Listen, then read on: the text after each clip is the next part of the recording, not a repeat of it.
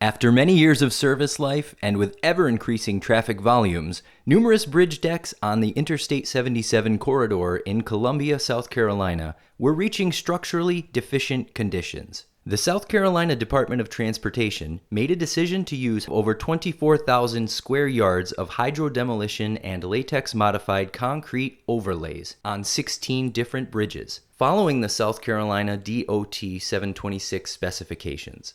The contractor had just 9 days for each closure to complete extensive bridge deck repairs. The latex modified concrete overlay work consisted of 4 construction steps: mechanically milling the bridge deck surface, removing a 1-inch depth of the concrete deck and patches. The second step was the hydrodemolition process, where a calibrated robot unleashed high-pressure water jets on the milled bridge deck surfaces. The third step involved the cleanup of hydrodemolition debris and preparation of the existing bridge deck surfaces.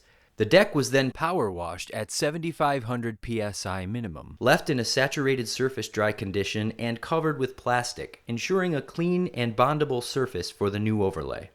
The fourth and final step was the installation of the new latex modified concrete overlay. And after curing for 2 days with wet burlap and plastic, and an additional 2 days of dry curing, the new overlay was ready for traffic.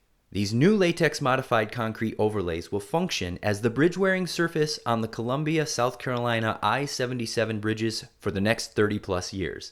The team of Swank, Modified Concrete Suppliers, and Hydro Technologies has worked together on hundreds of these types of projects throughout the last 30 years.